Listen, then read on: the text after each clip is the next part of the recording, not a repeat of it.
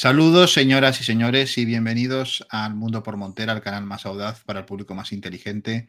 Hoy en un programa especial con motivo del reciente ataque del Estado de Israel a la República Islámica de Irán. Me imagino que ya estarán a esas alturas informados de todos los pormenores, o al menos más o menos a grosso modo lo que ha pasado. Y para ello tenemos a nuestro querido amigo don José Miguel Villarroya. José Miguel, ¿qué tal? ¿Cómo estás? ¿Qué tal, Manuel? Un placer estar contigo. Esta semana un poco complicada de vernos, pero bueno, hemos encontrado un Pues, momento con un hecho que no en fin, esperábamos que fuera a pasar, pero bueno. aquí estamos porque realmente ha sido pues un ataque bastante potente y bueno, queríamos saber cómo, así un primer análisis, cómo ves todo lo que ha pasado así a grosso modo. Bueno, a ver, hacía días que estaba dando vueltas la posibilidad de un ataque de Israel a Irán. Incluso hace un par de días las embajadas, se puso en alerta las embajadas norteamericanas de la zona, se avisó a gente que podía estar de turismo trabajando allí que se marchara y puso en alerta a la flota que opera en el Golfo y Estados Unidos me refiero, y Sí, algunas bases de las militares que tiene Estados Unidos en la zona. Con lo cual todo parecía indicar de que iba a haber un ataque en breve, ¿no? Bueno, pues se ha producido el ataque de Israel con la excusa de que Irán está fabricando o utilizando la energía nuclear para fabricar armamento nuclear y que esto se lo estaba ocultando a Estados Unidos en estas negociaciones que no se terminaban de cerrar y toda esta excusa. Bueno, más allá del ataque en sí, ¿no? Y no sabemos todavía los daños que ha podido causar, ¿no? Porque los israelíes dicen que han destruido muchas cosas, los iraníes dicen que no tanto, aunque reconocen evidentemente que hay algunos generales, el de la Guardia Revolucionaria que había muerto, que sí. ya lo han sustituido, pero tampoco se sabe bien qué daños ha sufrido eh, las instalaciones nucleares, que parece hay una que no han atacado y otra que parece que los daños no son por ahora, ¿no? Porque Israel seguía atacando a estas horas. Sí, sí. No, no sabemos si le ha producido daños importantes y luego tampoco sabemos que Israel dice que ha destruido buena parte de la potencia militar de respuesta de Irán. Bueno, tampoco sabemos si a qué alcance ha llegado. Yo creo que lo fundamental del ataque es que el servicio secreto israelí, supongo que con ayuda de los norteamericanos y de los británicos, pues se ha colado hasta debajo de la cama de Ali Khamenei, ¿no? Un Porque fallo de seguridad clarísimo, ¿no? sí, sí, un poco como lo de Rusia el otro día en Ucrania, con Ucrania, ¿no? Parece que sabían perfectamente dónde estaban todos los objetivos que se querían atacar y han sido atacados quirúrgicamente, ¿no? Entonces yo creo que esto es lo más importante a destacar del ataque de Israel, ¿no? Las consecuencias, bueno, las consecuencias, yo creo que esto es una partida que acaba de empezar, es de esperar pues una respuesta iraní más contundente de la que ha hecho, porque lo único que ha hecho ha sido lanzar una serie de drones que parece que tampoco han prácticamente ni han llegado a Israel porque los han destruido por el camino Exacto. a la inmensa mayoría. Entonces habrá que ver qué respuesta contundente, porque creo que Irán debe dar una respuesta que esté a la altura de las circunstancias de lo que es esta operación que ha iniciado Israel, ¿no? Hombre, es una De, declaración de guerra de esto. guerra. Por lo tanto, bueno, lo que pasa es que, repito, vamos a ver también cómo ha quedado Irán y después qué tipo de respuesta quiere dar Irán, ¿no? Porque puede dar una respuesta contundente en el campo militar, pero también puede utilizar esa guerra híbrida, ¿no? De utilizar estas milicias que tiene en la zona y demás para ir provocando, digamos, atentados, aunque sean a nivel de instalaciones militares, o también puede utilizar el arma económica de ir cerrando el grifo del petróleo y el gas, ¿no? A determinados países, me refiero. O cerrar el estrecho de Hormuz, ¿no? O cerrar el estrecho de Hormuz, ¿no? Que con lo cual dificultaría muchísimo la salida del petróleo no solamente iraní, sino de Arabia Saudí, de Qatar y de Emiratos Árabes, ¿no? Con lo cual ahí pues generaría también un problema en la economía mundial. Bueno, vamos a ver. Y luego habrá que ver también, finalmente, qué postura toman Rusia y China, ¿no? Rusia ha dado una respuesta de tono bajo, es decir, ha condenado el ataque, pero tampoco ha ido mucho más allá. Se esperaba, no sé si la habrán hecho ya, una llamada telefónica de Putin a Netanyahu, y China no ha dicho nada, por que yo sepa, me parece que no ha dicho absolutamente nada a estas alturas, ¿no? Habrá que ver, porque evidentemente a ver, yo creo que es muy improbable que por estos ataques el régimen de los ayatolás se hunda. Pues yo creo que de entrada lo que va a hacer este ataque es reforzar aún más, ¿no?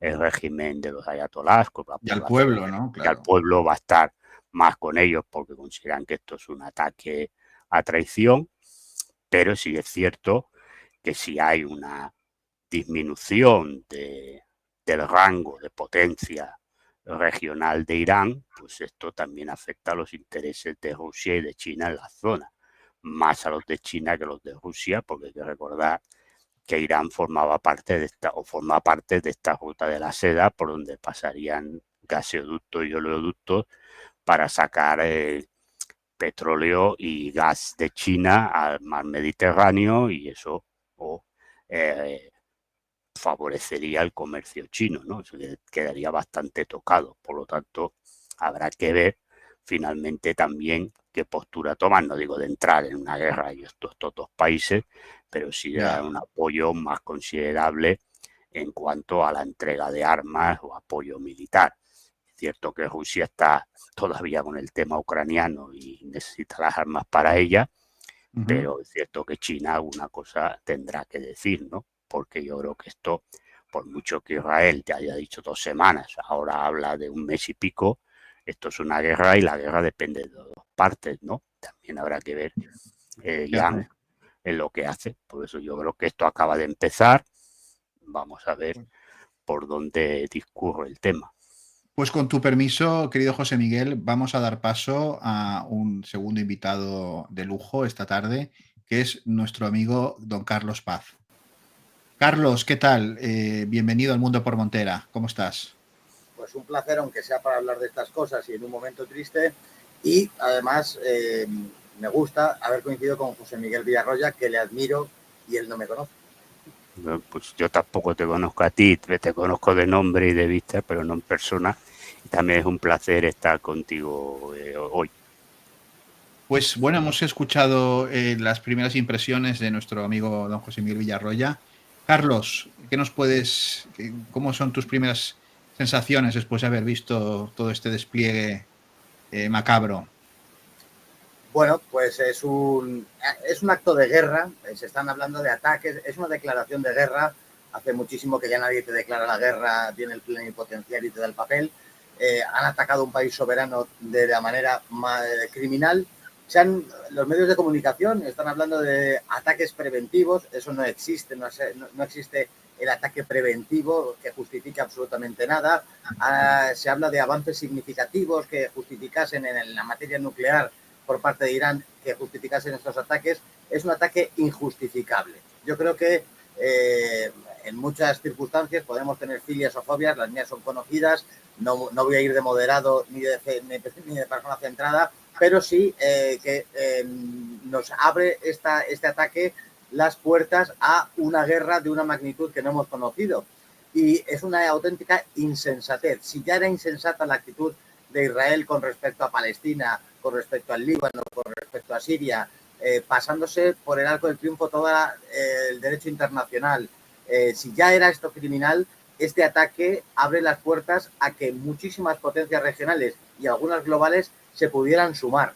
Irán, ahora nos llama la atención o me preguntan mucho ¿Por qué va a hacer Irán? ¿Por qué no responde? Bueno, Irán, conociendo la diplomacia iraní, que ven a largo plazo, quieren agotar todas las posibilidades antes de una guerra. Lo más fácil sería que una respuesta contundente de Irán, que lo contempla el derecho internacional y que se está pidiendo en Irán que sea así, pero quieren que se pronuncien las potencias al respecto de lo que ha sucedido y si van a obtener silencio, que es lo que creo que van a obtener, la respuesta no se va a hacer esperar.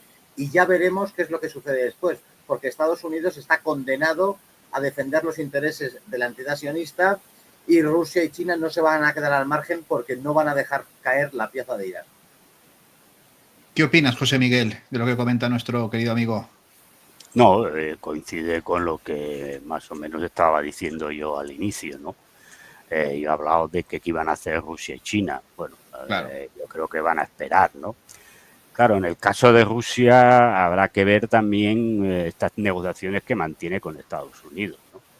Porque aquí hemos hablado, Manuel, tú y yo, muchas veces que la gente piensa que las negociaciones Rusia-Estados Unidos es el tema ucraniano y aquí hemos hablado muchas veces que el tema ucraniano ya está cerrado. Sí, bueno, claro, porque ya está en otra cosa. Es decir, ahora hay otras negociaciones que le convienen a los dos, que hay intereses importantes entre los dos países y habrá que ver qué hace Rusia o qué pie toma, ¿no? Porque está claro que firmó una alianza militar con Irán, una alianza de tipo defensivo, no ofensivo, sino defensivo, en el caso de que uno de los dos países fuera atacado por un tercer país. Ellos se decía que no iba a entrar en guerra, pero sí asistencia militar y económica si el país era atacado y además que iba a realizar sanciones contra ese país. Claro, lo que ocurre es que le ha atacado Israel y yo recuerdo la época comunista donde la Unión Soviética prácticamente no tenía relaciones con Israel, ¿no? Porque se consideraba el ente sionista un ente, bueno, más bien nazi, ¿no? Para entendernos. O la ideología sionista era una ideología nazi. Pero esto cambió con la disolución de la Unión Soviética, con la llegada de Yeltsin y fundamentalmente, no digo con Putin, sino con los oligarcas que rodean a Putin, que tienen importantes negocios en Israel. Y desde entonces pues hay una relación extraña, ¿no? Digo, entre los dos países. Por un lado hay esa relación, ese todavía que recuerda, ¿no? la época soviética, porque muchos de los diplomáticos pues, vienen de la época soviética y todavía hay un recelo hacia Israel. Israel también tiene ese recelo hacia Rusia, pero luego es cierto que hay unos intereses comerciales muy importantes entre ambos países, fundamentalmente en el tema de seguridad, de empresas de seguridad y de tecnología, que en Rusia pues las empresas israelíes pues tienen bastante negocio y hay que recordar que Israel nunca ha entrado en las sanciones que se le ha puesto a Rusia. Es decir, que ahí, por eso, esta llamada de Putin a Netanyahu, ¿qué le va a decir? No lo sabemos, no podemos, posiblemente intente jugar un papel de mediación Rusia entre Irán y Israel para ver qué puede sacar. De esta manera también no romper los lazos con Estados Unidos, ¿no? Con esas negociaciones que mantiene con Estados Unidos. Y aquí la clave es más bien China, ¿no? Que Rusia, porque sí que China ahí sí que pierde más que Rusia pierde si Irán, repito, no van a desaparecer el régimen de los ayatolás, pero sí que si Irán pierde ese estatus, ¿no? de potencia regional, pues Rusia pierde, pero fundamentalmente quien pierde es China, ¿no? Y ahí, claro, porque puede ser que Estados Unidos, que ha visto fracasar su enfrentamiento directo y abierto contra China en el tema arancelario, sí que pueda entender esa estrategia que es muy anglosajona del método de aproximación indirecta, ¿no? que creó Sir Basil Littleheart, que es no ataques de modo frontal, sino por los flancos. Esto es militar, pero los anglos, fundamentalmente los británicos, lo han utilizado también en la diplomacia, ¿no? Y entonces no puedo hacer caer a China, pero si voy haciendo caer esto es como en un tablero de ajedrez, ¿no? A lo mejor no puedo atacar al rey o a la reina directamente, pero si le voy quitando peones, alfiles, el caballo, la torre y tal, pues cada vez tiene menos capacidad, ¿no? Y entonces, pues bueno, voy a intentar, pues a esos aliados importantes que tiene China, los voy haciendo caer o como mínimo los debilito, y a partir de ahí, pues China también ya no tiene tanta potencia, ¿no? Porque si no tienes aliados, pues también te vas quedando sola, ¿no? Por eso digo que hay que ver. Hombre, las declaraciones de hoy, pues es esto, hay que respetar la legalidad internacional, la comedia de siempre, ¿no? Yo con vuestro permiso me gustaría poner una impresión personal sobre la mesa, y es el cinismo de los americanos, de los norteamericanos. Es decir, el papel de Trump y el mensaje que ha puesto Trump en sus redes es casi, yo creo que un monumento al cinismo, ¿no? Bueno, lo que pasa, Manuel, también, que yo aquí también quiero saber si Trump lo sabía o no. Porque... ¿Tú qué crees, Carlos? Sí, absolutamente sí, lo sabía, e incluso ha llegado a colaborar. No, que Estados Unidos ha colaborado, eso es seguro. Sí. Pero también colaboró Estados Unidos con lo de Ucrania, pero sí, Trump no lo sabía. Entonces, yo aquí mantengo la duda si Trump sabía o no sabía. Es decir, si le han informado o no. Porque claro, Marco Rubio hoy también ha salido diciendo, nosotros no sabemos nada de esto, ¿no? Entonces, yo por eso, porque luego se supo que Trump no sabía lo de Ucrania, pero está claro que había agencias americanas que participaban. Que si no, no hubieran podido hacerlo. Si no hubieran podido. Y esto está claro que Israel, sin un permiso americano, tampoco lo hace. Claro. Ahora, el tema está, porque Trump tiene el enemigo en casa. Yo lo vengo diciendo y Manuel sabe que lo tiene en casa. Y no lo tiene en casa con los demócratas que ahora le pueden tocar las narices con las manifestaciones. No, lo tiene en casa en su equipo. Sí. En su equipo, porque en su equipo tiene 2 o 3 elementos que él ha puesto pensando que son suyos y están sirviendo otros intereses. En su Casa Blanca, José Miguel, que no es el Real Madrid. En su Casa Blanca. Empezando por su vicepresidente, que juega, como decimos en Cataluña, que Manuel lo entenderá, a la puta y a la ramoneta. Exacto. Scott Bessent, que fue quien le lió con el tema de los aranceles de China, y Peter Hegseth, que lo puso ahí en el Pentágono pensando qué tal, y este señor, bueno, pues entonces por eso digo que a lo mejor él pues le ha pillado de sorpresa. Ahora evidentemente él no tiene más remedio que apoyar a Israel. Ya. Y por eso saca estas cosas. Está en una situación difícil porque yo entiendo que Trump ni quiere esta guerra, pero se siente secuestrado por esa inercia de tener que apoyar o sí a Israel. Y hay una división dentro del gobierno de Trump al respecto. Yo no puedo saber si él lo sabía o no. O sea, es muy atrevido por mi parte decir que sí lo sé. No lo sé. Y es verdad que esa división les lleva a hacer comunicados enteramente enfrentados.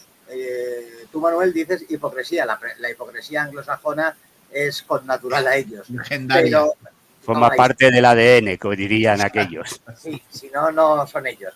Pero es posible que esas dos maneras de entender si secundar a todo coste a Israel o hacer algo diferente les ha llevado a que existan esos comunicados, esas contradicciones y sobre todo yo creo también que Irán públicamente ha manifestado su desavenencia al respecto de que Estados Unidos lo sabía y en ese contexto que llevaban 5 o 6 reuniones hablando del desarrollo nuclear, que Estados Unidos no quería llegar a ningún acuerdo, coincide con todo ese trasfondo del que estamos hablando, que Estados Unidos estaba dando largas a Irán. Por otro lado, Trump y los que no quieren la guerra estaban dando largas a Israel y Netanyahu, que está desaforado ya completamente, pero no por esto, ya desde hace años ha tomado la huida hacia adelante, el crimen y la violencia sin ningún sentido, porque esto de verdad que puede ser la puerta a algo importantísimo. Y Estados Unidos se ve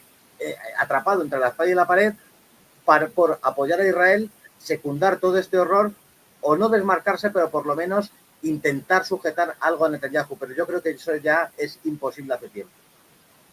No, ¿cómo lo ves, José Miguel? Netanyahu es un laude hacia adelante. Él sabe perfectamente que mientras haya guerra, él con toda la presión tiene el culo salvado. Sí. Porque hay que decir que ayer o antes de ayer fue a declarar también por los corruptelas, ¿no? Por aquí corruptelas hasta el pueblo elegido por Dios la tiene, ¿no? Decir que no somos privativos los españoles, ¿no? Pues lo digo por lo que pasó ayer. Digo que el pueblo elegido también, ¿no? Entonces, claro, él está en esa, salvarse el culo, con perdón. Y después, hombre, es el aprovechamiento final de la creación del Gran Israel. Es decir, esto pasa por ahí.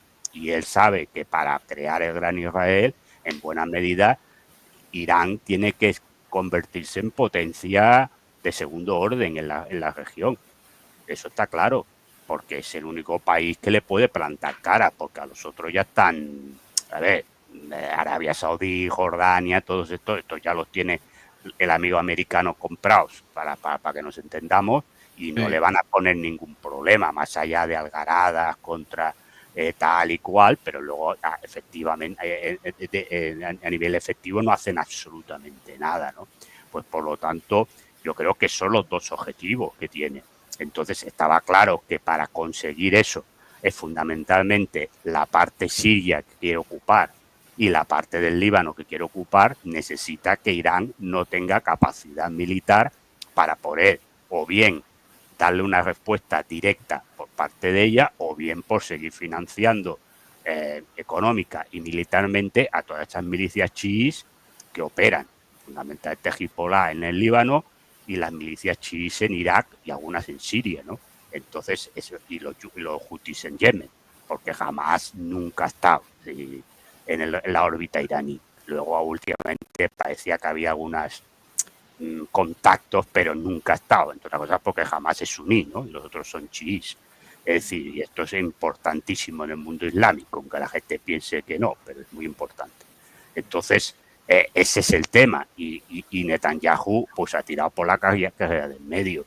Es decir, ahí hay que decir que algunos de los negociadores de Estados Unidos que han aparecido por ahí querían, ya no en época de Trump, no, ya en la época de Biden, que se realizaran los ataques a Irán. Es decir, Biden ya le cogió por la solapa, Trump también, porque Trump también le ha cogido, porque la reunión que fue a la Casa Blanca fue para pedirle permiso para el ataque que Trump le negó, y además se encontró con un palmo de narices porque le anunció la gira que hizo Trump por Arabia Saudí, Qatar y Emiratos Árabes, que no sabía absolutamente nada Netanyahu de esa gira, ¿no? Por lo tanto, aquí por eso digo, hasta qué punto lo que ocurre es que evidentemente, como tú dices, Carlos, es que Israel, el lobby sionista dentro de Estados Unidos es muy poderoso. Y además Trump tiene un problema, porque sus bases son pro-israelíes. Es decir, si él ahora no apoya a Israel, con todo el zapato este que tiene dentro, con una pérdida de popularidad, no en América, no en Estados Unidos, no, entre sus bases, porque aquí la gente cuenta mi cortijo a nivel electoral, no que los demócratas no le traguen, esto va de suyo, no, entre sus bases ha perdido mucha popularidad, porque al final llevamos X meses y de lo prometido nada. Es decir, de lo dicho no hay nada. Exacto. De lo dicho no hay nada, excepto en el tema migratorio, no hay nada. Entonces, si a ello ahora uniera que deja a Israel en la estacada, yo creo que lo tendría muy complicado. Por eso digo que bueno, yo creo que ahí Netanyahu tenía las cartas ganadoras en la mano. Y ha dicho... ¿Cómo creéis que ha quedado de tocada la capacidad militar de Irán a nivel, digamos, técnico, de armamento? Evidentemente sabemos que la cúpula militar ha sido pues sumamente mermada, porque lo han reconocido los propios iraníes, pero ¿creéis que tiene capacidad de respuesta como para bueno, estar a la altura del ataque o, digamos, al mismo nivel? Más o menos. Yo estoy convencido que sí tiene la capacidad militar para dar la respuesta. No solamente la respuesta, han aparecido en una prensa que han lanzado unos drones, han sido unas milicias iraquíes las que han lanzado los drones. No va a ser una respuesta de esa índole. En otoño, cuando sucedió esas tensiones entre Israel e Irán, el embajador de Irán en Madrid y seguidamente a lo que pronunció Jamenei, las respuestas no iban a ser ese tipo de cosas. Cuando lanzaron misiles, demostraron la vulnerabilidad de la cúpula de hierro. Tienen un material, esos misiles hipersónicos los tiene Irán. Una cuestión es que producto de los asesinatos selectivos han fallecido, han sido asesinados miembros importantes del ejército, pero la capacidad militar está plenamente intacta. Yo creo que podría dar una respuesta muy superior a lo que los medios o el común de los mortales cree. Tiene una capacidad militar muy importante Irán. Muy importante. Bueno, José hay que Miguel. decir que sí, hay que decir que Israel solo ha bombardeado una serie de bases que están en la frontera más cercana a Israel. Digamos que en la frontera más oriental ahí no ha atacado nada. Y lo normal es que si esperas ataques a esa zona, las principales fuerzas las lleven más lejos, ¿no? Para que les cueste más llegar a los ataques aéreos.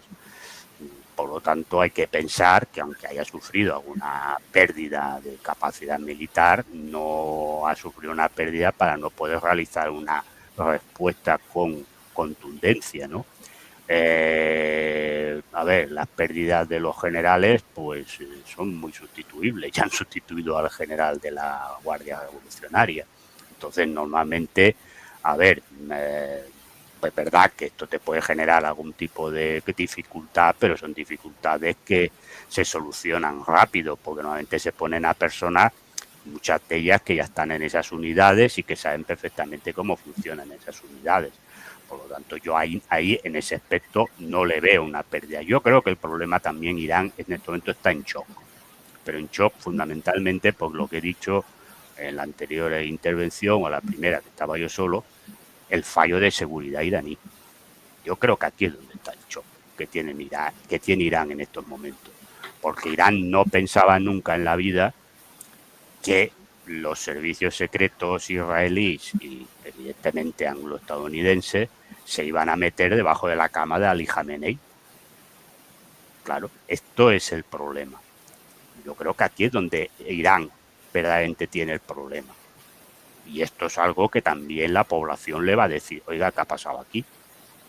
Y ha habido manifestaciones hoy pidiendo una respuesta. Una respuesta, claro, es que el problema es que te han bombardeado, como le pasó a Rusia en el ataque, es que te han bombardeado una serie de bases que en teoría son secretas.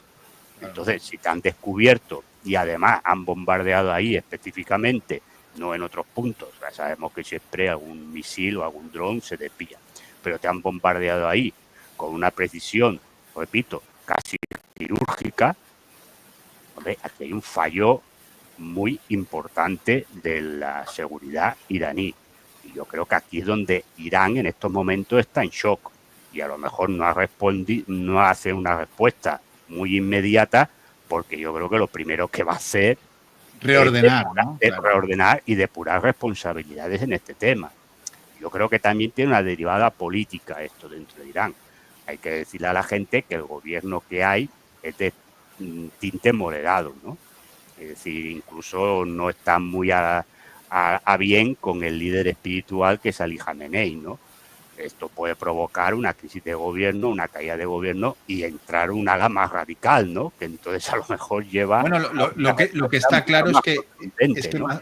Pezeshkian no es Ibrahim Raisi. Eso no. Claro, eso además, eso está claro. Por eso digo que vamos a ver, porque yo creo que el ataque también tiene internamente dentro de Irán tiene una derivada política, fundamentalmente por este fallo de seguridad, ¿no? Y ahí, pues, bueno, hay que decir que lo que podría entrar es un ala más radical dentro de ese gobierno. Y a partir de ahí, un ala radical puede tomar una decisión pues, radical, ¿no? En el tema del tal. Y claro, si Estados Unidos entra en la defensa, como va a entrar del posible ataque o de un ataque que se espera iraní, pues igual Irán entiende que Estados Unidos también es parte integrante del conflicto y ataca intereses norteamericanos, lo cual provocaría la entrada directa de Estados Unidos en una guerra, que yo creo ahí sí que tendría una respuesta contundente de Rusia y de China, ¿no? ¿Cómo ves, Carlos, el tema del fallo de seguridad? ¿Se han dormido, los han pillado durmiendo, como dicen los medios? ¿Cómo lo modularías esta cuestión?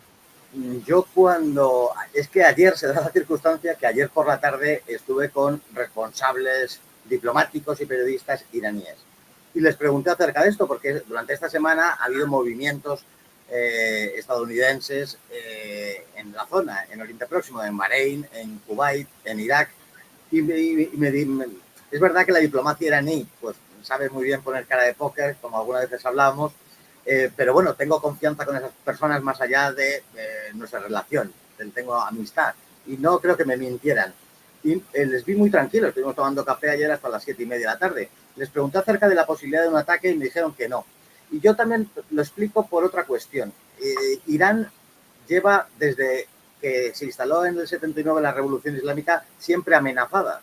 Y ya estas cuestiones de tensión, nosotros analizamos las cuestiones de la tensión en Medio Oriente pues con susceptibilidad y además los que nos gusta la zona o tenemos simpatías o cuestiones personales lo vemos como algo personal, pero ellos lo ven ya como un estado, ese estado de tensión lo ven como algo normal y no les vi que dieran especial importancia a lo que estaba acaeciendo durante toda la semana. Yo creo que les ha pillado de sorpresa, aunque alguien pudiera decir, pero ¿cómo les va a pillar de sorpresa esta cuestión?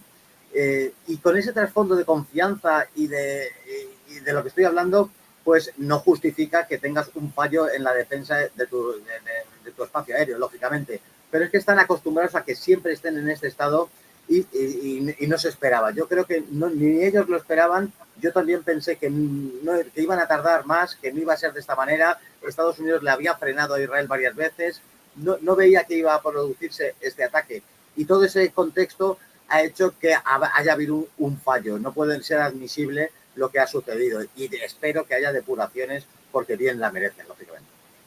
Bueno, que aunque no te esperes que te hagan nada, lo lógico es que los servicios de seguridad están para vigilar, ¿no? Sí. Es decir, yo siempre recuerdo, quizás por mi época de la RDA, ¿no? Yo no era de las taxis, ¿no? Aunque a veces me cuelgan el San Benito de las taxis, pero evidentemente las taxis, como le tocaba a cualquier servicio de seguridad, tiene que estar alerta a las 24 horas del día, 365 días a la semana. Y, bueno, pues... José Miguel, acuérdate de aquella cosa que fue muy graciosa, pero no tuvo tanta gracia, que fue el vuelo de Matías Ras, que se plantó en la Plaza Roja. Eso Plaza fue Roja, claro, pues, también otro la Alemania Oriental, Polonia y todo. Claro, esto también fue un fallo de seguridad, ¿no? Porque claro, evidentemente, ¿cómo te puede entrar un avión indetectable que nadie se entere y que aterrice en la Plaza Roja? Claro, esto al final es que incluso de cara a tus aliados, dices, pues estos son unos charlots, ¿no? Porque aquí no se entera nadie, aquí llega un tío y mete un avión en la Plaza Roja, ¿no? Claro, pues esto es un poco lo mismo, ¿no? Sí. A ver, evidentemente tú tienes que estar atento. Y, hombre, cuando yo no soy más listo que nadie ni sé nada. Tú conoces a los iraníes, yo conozco a algunos, pero no tengo tanto contacto como tú. Pero yo cuando vi que las embajadas americanas se ponían en alerta, yo creo que te tienes que poner en alerta tú también. Que luego no pasa nada, pues no pasa nada. Pero te tienes que poner en alerta, te la has comido, te la has tragado, como Rusia se la tragó con el tema ucraniano. Es decir, te la has comido con patatas. Es decir, hombre, no te puede entrar, como en el caso ruso, no te puede entrar un montón de camiones y plantarse a 30 kilómetros de tu base militar sin que nadie se entere y te tiren un montón de drones. Bueno, están destruidos 4 aviones, pues es igual, si el problema ya no es los aviones que están destruidos. El problema es que te han entrado un montón de camiones con drones, con explosivos, a 30 kilómetros o 40 kilómetros de tu base militar secreta en la profunda Siberia, que allí debe haber un pingüino paseando y no te has enterado. Hombre, pues esto tienes un problema. Y yo creo que aquí Irán tiene un problema. No puede ser que te hayan descubierto todas las bases militares y centrales nucleares que en principio son secretas. Es decir, claro, y que te hayan bombardeado eso. A ver, yo no sé, porque como ahora estamos en el periodo ese que Clausewitz decía de la niebla de la guerra, no sabemos lo que ha pasado. Claro, Israel te pone que ha destruido pues todo lo habido y puede haber. Sí. Irán te dice que no. Bueno, pues supongo que en la mitad estará la verdad, ¿no? Es decir, menos de lo que dice Israel y más de lo que dice Irán, ¿no? Pero claro, yo creo que... Bueno, de entrada no, habréis leído que el ente sionista, Israel, ha cerrado todos sus consulados y delegaciones diplomáticas de manera indefinida, es decir, no va a ofrecer servicios Bueno, porque consulares. después de 2 semanas primero ha dicho que esto es una operación de 2 semanas y esta tarde ya ha dicho que esto podía durar 2 meses. Es decir, esto, claro, ¿por qué?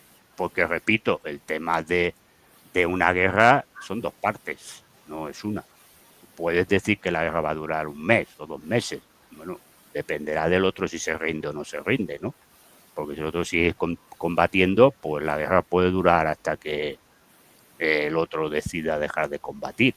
Por lo tanto, yo repito lo que he dicho al principio de la charla, creo que este es el primer movimiento en una partida de ajedrez, ¿no? O sea, Israel ha movido una pieza y ahora estamos esperando, ¿no? Kasparov, que estaban 20 minutos, media hora para mover el otro la pieza, ahora estamos esperando que Irán mueva la pieza, pero esto acaba de empezar, que nadie piense que esto ya está acabado y demás. Carlos, ¿crees que la cosa va para largo? ¿Vamos a ver más escaramuzas, temas más potentes? ¿Qué Sí, sí. te, Es, qué te dice? es imposible saber qué va a pasar, pero sí es esperable cuáles son los tiempos. Los tiempos son que Rusia tiene que pronunciarse acerca de la cuestión. Estaba diciendo José Miguel acerca de ese futurible papel de arbitraje de Rusia. Yo me decanto por eso. Y si la comunidad internacional, que no existe, pero vamos, este tipo de representantes de Rusia, de China, no se inmiscuyen en la cuestión, la respuesta de Irán va a ser brutal. Y a partir de ahí, lo que suceda, pues no lo sabemos.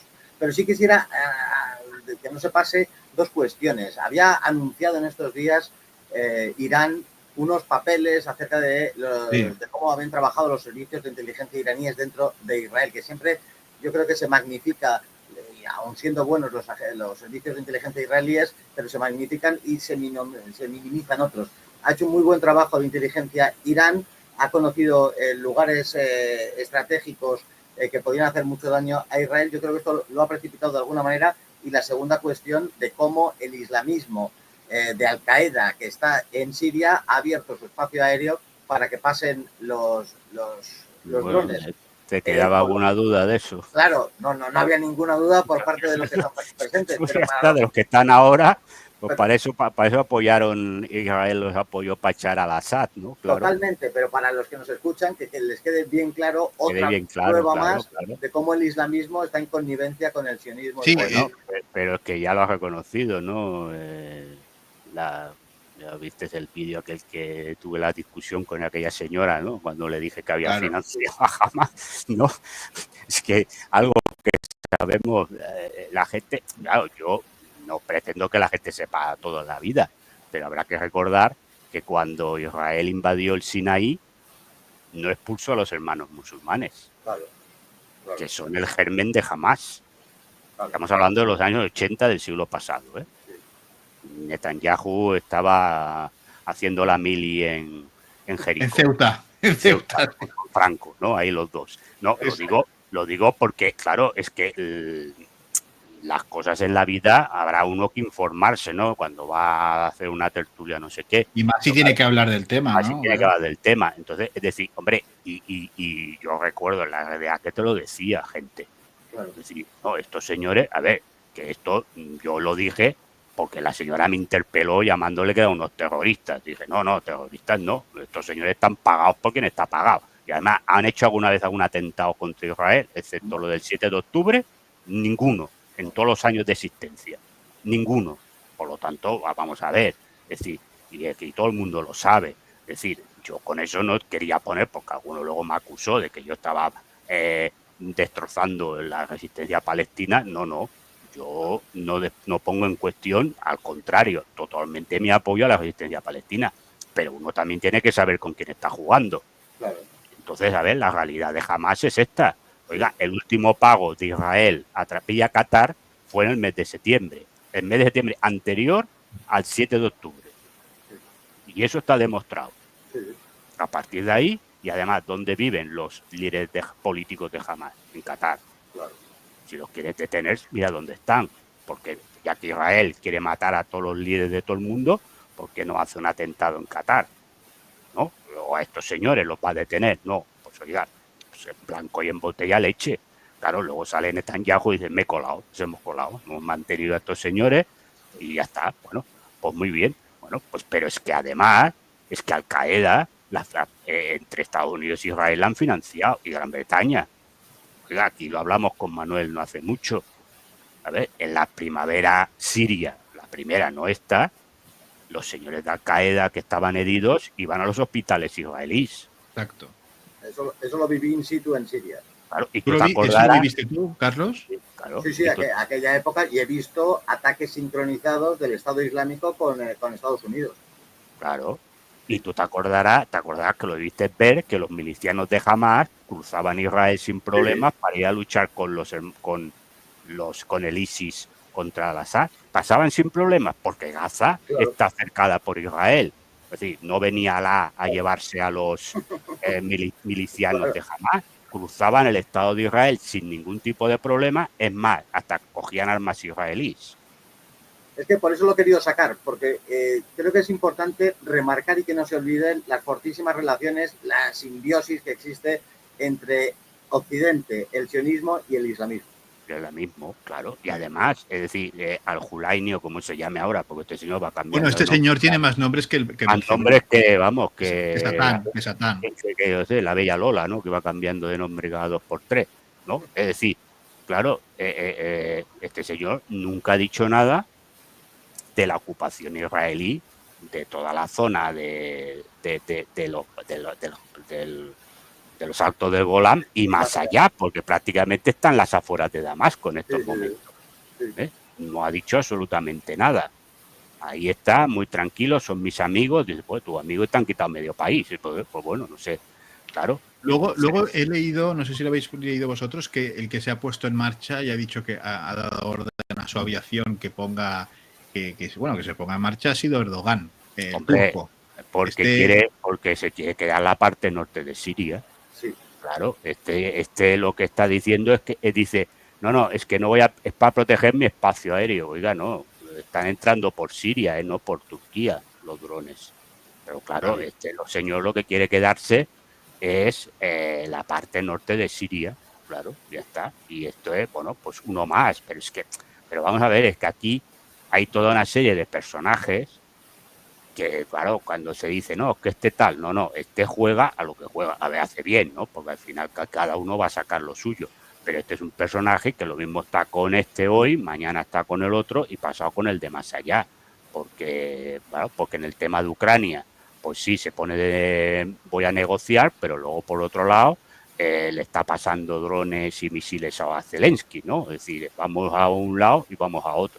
Y en el caso de Siria, pues él está jugando lo que él busca, porque en el fondo aquí el problema cuando se nos acusa a los europeos de que estamos soñando con nuestros imperios, sí, algunos, porque ya no sueño con ningún imperio español, pero algunos en otros sitios también sueñan con sus antiguos imperios. Turquía, por ejemplo. Y Turquía sueña con el imperio otomano antiguo, claro. Es decir, el sueño de Erdogan, hombre, ya sabéis que el imperio otomano en sí no lo puede conseguir, pero algunas zonas que él cree que las puede conseguir, pues si las consigue se las va a quedar.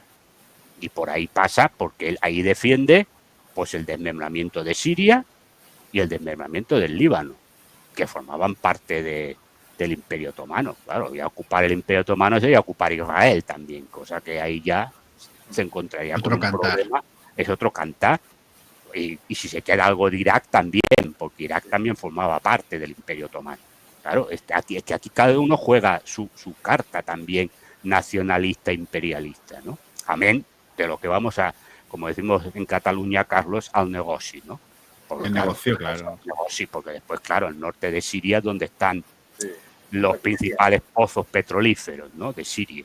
Que, por cierto, tú lo debes saber mejor que yo, los controla una ONG norteamericana dirigida por un señor sionista, y los americanos solo están en los pozos petrolíferos, curiosamente. Los barriles de petróleo van saliendo sin ningún tipo de problema. Y producción de trigo y aceite, veces que lo reetiquetan como italiano y se vende en los supermercados de aquí. Está muy bien. Yo creo, no sé qué opináis vosotros, que Trump en su primera etapa como presidente de gobierno como presidente de Estados Unidos. El punto de inflexión fue el asesinato de Qasem Soleimani, que Trump siempre lo llevará en su haber, y ahí inicia una relación con Irán que, fíjate, que ha pasado toda la administración Biden, que ha sido guerrerista más no poder, y ahora con Trump pues ha pasado esto, ¿no? Quiero decir, él, yo creo que si no lo sabía, le tenía ganas a Irán. Sí, hombre, siempre le ha tenido ganas a Irán, porque él considera que los acuerdos que llegó a Estados Unidos con Irán, que llegó Obama, considera que era una traición a Estados Unidos y una muestra de debilidad. Eso es lo que ha mostrado siempre. Es decir, a ver, yo no lo sé si sabía, porque igual sí que lo sabía. Yo no digo que en el caso de hoy sabía que Israel iba a atacar a Irán y le ha dado el permiso para que ataque, ¿no? Es decir, yo no lo sé. Y he puesto el punto por si acaso, ¿no? Porque como igual que pasó con Ucrania, dije, cuidado, porque el problema. Y además, yo lo he dicho, porque me han llamado varias personas por este tema, yo también he puesto un punto clave, que es la situación interna de Estados Unidos en estos momentos.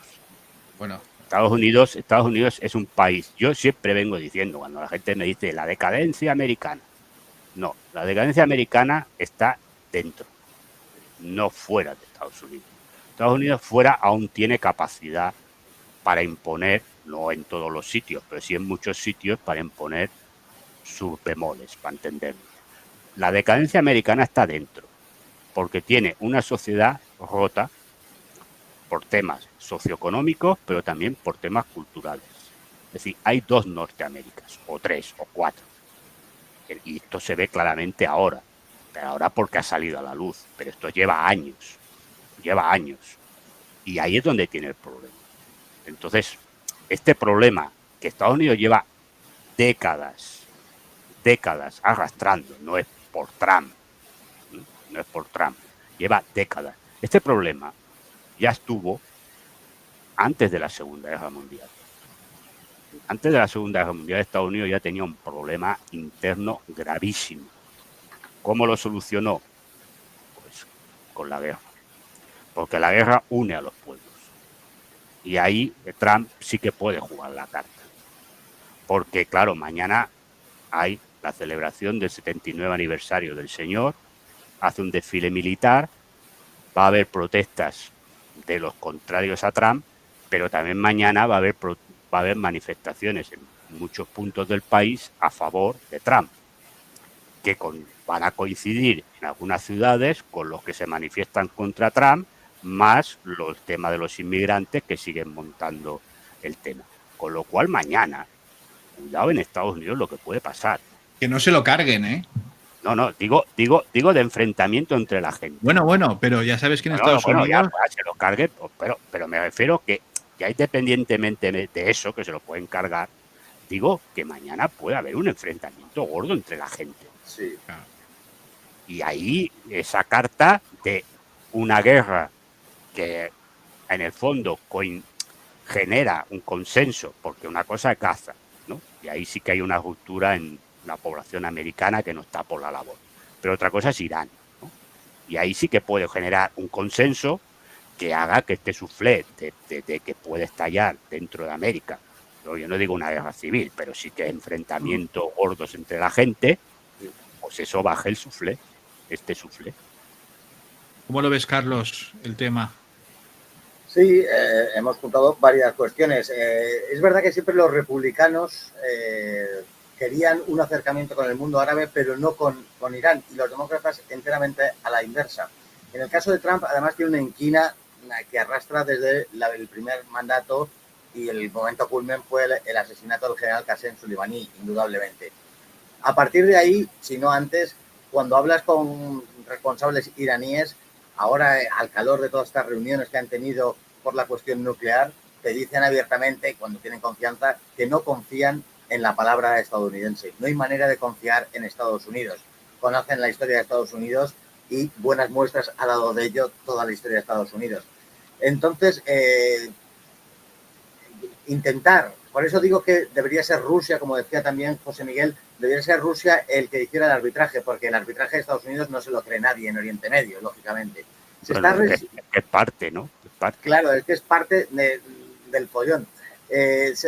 Todo esto atiende, hablaba del gran Israel, José Miguel, se está reestructurando todo Oriente Próximo a través de la violencia, de las guerras, de grupos subsidiarios, de destrozar la economía de determinados países para el interés de Israel. Y la gran pieza es Irán. Irán no va a ceder a ninguna cuestión. Estados Unidos, cuando ha puesto ese escrito Trump, por ejemplo, que dice que ceda Irán, no puede ceder, y menos viniendo de Estados Unidos, que no tiene palabra, que es el responsable de la salida de aquel grupo 5+1, del asesinato de Qasem Soleimani, de las sanciones que está sufriendo Irán. Irán no puede confiar en la palabra de Estados Unidos y menos en la de Trump. Eso es evidente. José Miguel, Bueno. el tema de la palabra de Estados Unidos, sí que es verdad que eso de que pretendan meterte en la mesa de negociaciones domingo con una pistola en la cabeza, pues tampoco. Ya, bueno, hombre, yo creo que la reunión ni se va a celebrar, creo yo. Bueno, claro, y menos con los vaqueros. Entiendo que ni se va a celebrar. Hombre, claro, si tú lo que pretendes es que un país te vaya allí y te firme un documento porque tú le estás amenazando diciendo que si no firmas pues va a tener un ataque peor al que ha tenido hoy, pues entonces, bueno, esto directamente es un ultimátum, no es una negociación, ¿no? Es que se está estilando mucho. Diplomacia se llama ultimátum, ¿no? Pero se está estirando mucho esto de negociar y te ataco. O sea, mientras negocio te voy atacando, ¿no? O sea, bueno, porque la pregunta es, ¿hay interés en la negociación o la negociación es simplemente una excusa para decir, para limpiarte la cara y decir, no, si yo he intentado el medio diplomático, pero resulta que estos señores son tan impresentables que no quieren firmar nada, ¿no? Claro, este es el tema. Yo creo que las negociaciones han sido una excusa. Yo creo que no se quería llegar a nada. Lo único que pasa es que, bueno, pues nos hemos reunido, hemos quedado bien y ya está. Entonces ahora justifico diciendo, no, pues si es que yo ya he intentado todo lo posible. Como no me han dejado, pues yo al final hemos descubierto, porque esto parece las armas de destrucción masiva de Saddam Hussein, que todavía estamos esperando que alguien las encuentre, no, es que hemos descubierto que estaban ya un misil nuclear. Bueno, pues oigan, enséñeme la prueba, ¿no? Pues si ustedes han descubierto, pues lo que primero que tienen que hacer es decir, mire, le hemos atacado porque aquí está la prueba de que estos señores tienen aquí ya 5 misiles nucleares y quieren construir 50 más. No, esto no lo hemos descubierto. Nos están aquí contando un rollo a quien se lo quiera creer, ¿no? Y ya está. Pues muy bien, para terminar, señores, una última intervención sí, para redondear ya el tema, a ver qué pasa, ¿no? Vamos a ver un pequeño pronóstico, unas últimas valoraciones. Bueno, yo entiendo, hoy me ha pasado en un programa que miembros de la asociación ACOM, que defienden a Israel a capa y espada, no han querido venir a dialogar. Yo entiendo que tienen muy difícil defender lo que ha sucedido con este ataque de Israel. Eso de entrada. Es muy difícil justificar justificar un hecho que pueda propiciar una guerra de una magnitud que se ha desconocido en esa zona del mundo desde hace muchísimos años. ¿Qué va a suceder? Pues no tenemos la bola de cristal, pero yo me decanto tristemente porque nadie queremos la guerra. Lógicamente, nadie menos Israel y algunos sectores de Estados Unidos, la respuesta de Irán va a depender en una cuestión de 72 horas, una cosa así, de cómo responda Rusia y cómo responda China. Ante ese silencio va a haber una respuesta muy parecida a la agresión que han sufrido. Y esto ya propiciaría una nueva respuesta de Israel y la intervención de Rusia y de otras potencias. Dios quiera que no pase nada de esto, pero todo está empujando en este sentido. Es la guerra que quiere Israel, porque la lleva buscando desde hace muchísimo tiempo. Ciertamente. Bueno, es que yo creo que no sé lo que van a hablar Putin y yo supongo que han hablado, porque creo que a las 7 horas españolas, en principio, o están hablando o ya han terminado, ¿no? A ver, yo que creo que la negociación que pueda conseguir Putin es la nada, porque Netanyahu se ha pasado por el forro todas las negociaciones diplomáticas, ¿no? Entonces, claro, ¿qué le va a decir Putin? Usted no ataque, yo le voy a garantizar que Irán no, pues Netanyahu le dirá que sí, salvo que algo que Putin tenga una carta oculta que desconocemos, que haga que Netanyahu sí que acepte lo que se pueda firmar entre Rusia e Irán respecto a este tema.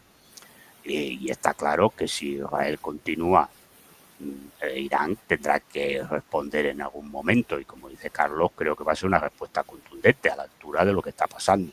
Entonces, a partir de ahí, es evidente que si la respuesta es de una contundencia tal, Estados Unidos tiene que intervenir, pero intervenir de manera directa. Y aquí ya sí que la pelota ya no va al tejado de Irán, va al tejado de Rusia y de China. Que alguna cosa más allá de las palabras tendrán que decir y hacer.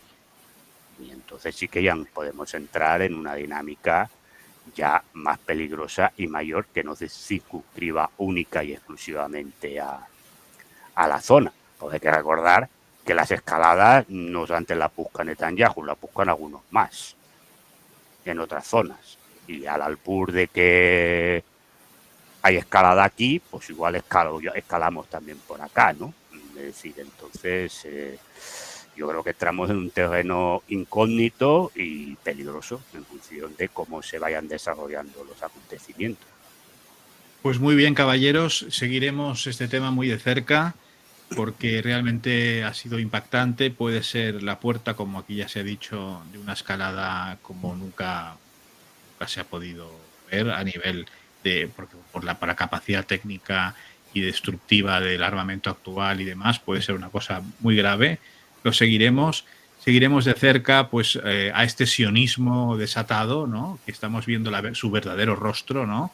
La facundia y la insolencia con la que presumen, además de su crueldad y de su capacidad de matar, ¿no? De matar en el fondo casi como si fuera una obra de misericordia, ¿no? Lo cual a mí me indigna personalmente.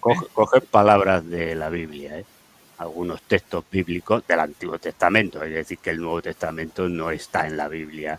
Bueno, es que como tú y yo aquí hemos hablado, José Miguel, muchas veces, del otro lado del muro, tu espacio aquí, es que detrás de todo esto ahí está el tema teológico, que es muy interesante. Sí. Que en Occidente olvidamos, en este Occidente no, es laico. que por eso digo que en esa zona, por eso ha hablado, y Carlos, que conoce más la zona que yo, la diferencia entre los sunís y los chiíes es muy importante, no solamente social, sino también políticamente. Y luego dentro de los sunís también hay sus diferencias, ¿no? Y dentro de los propios judíos. Es decir, claro. Y es importante porque fíjate, tiene el problema con los yazidíes. Sí. Israel, porque como ya no le quedan soldados, está reclutando a yazidíes. Que son los que tienen hijos. Que son los que tienen hijos y que por la Constitución, cuando se creó Israel, estaban libres de servicio militar, y que ahora el Tribunal Constitucional israelí ha dicho que no, que tienen que servir y ya ha habido manifestaciones y protestas de estos yazidíes contra este tema, con lo cual, claro, es que el tema religioso allí es muy importante, ¿no? Entonces, y hay que decir que Netanyahu gobierna gracias a partidos ultra religiosos que se basan en los mandatos de la Torá. Y sin olvidar, ya termino el rollo, que uno de los objetivos es la construcción del tercer templo de Jerusalén, que es donde está la mezquita de Al-Aqsa. Exactamente, querido José Miguel, pero también, además de la Torá, a mí siempre me gusta recordar el Talmud.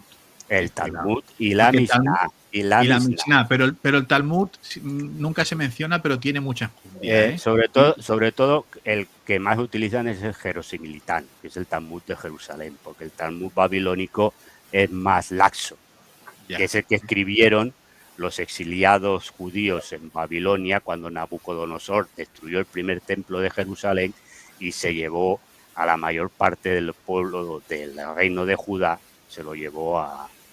del reino de Jerusalén, se lo llevó a Babilonia, ¿no? Por eso se llama el Talmud babilónico. Ya que hemos hablado de este tema religioso, aprovechar, ya que tenemos aquí a nuestro amigo Carlos Paz, que pudo conocer y fue su amigo, pues nuestras condolencias por el asesinato brutal del gran mufti de Siria, en manos de estos criminales islamistas, Hombre, que son demócratas de toda la vida. Hombre. Según Almudena Ariza, eran gente cojonuda. Sí. Cojonuda, sí, demócratas, sí, sí. Pues Carlos, tú pudiste conocer a este hombre. Una de las personas que pensé en que tendría que salir de allí corriendo era Ahmed Hassoun, el antiguo muftí, el gran muftí de Siria, que era el representante de todos los suníes. Y era una bellísima persona, una persona que habían matado a su hijo. De hecho, cuando en la guerra civil, bueno, no fue guerra civil, en la guerra de Siria, le llegaron a poner el teléfono y, mientras torturaban a su hijo, y él les perdonó. Eso me lo contó él mismo. Había cometido el gran pecado de posicionarse en favor de Bashar al-Assad, de intentar juntar a los suníes en favor de la República Árabe Siria, y ahora le han pagado de la única manera que el terrorismo islamista conoce, que es torturándole y asesinándole. Aquí al lado tengo un presente suyo, me dio un tasbih y lo guardo con cariño porque estuvimos hablando horas, me cogió aparte, estuvimos hablando y me dijo que yo era su hermano, y la verdad es que le siento como tal. Pues en paz descanse y ojalá el pueblo sirio se levante y pueda quitarse ese yugo, ¿no?, que les ha caído con estos personajes que no son ni sirios, muchos de ellos. Son esta especie de umma extraña, ¿no?, que gobierna todo esto. Caballeros, ha sido un placer, muchísimas gracias por haber querido estar. Ha sido un placer conocer a Carlos, que sea vía internet. Un placer, el placer es mutuo y siempre es agradable estar contigo, Manuel. Pues muchísimas gracias a todos y señoras y señores, muchísimas gracias por haber querido conectar una vez más con el Mundo por Montera, hoy para hablar de este tema tan de actualidad. Esperemos que hayamos podido ser útiles y arrojar algo de luz entre tanta, como decías tú de Clausewitz, la niebla de la guerra. La niebla de la guerra. Perfecto. Pues gracias por haber conectado con el Mundo por Montera, el canal más audaz para el público más inteligente. Buenas tardes.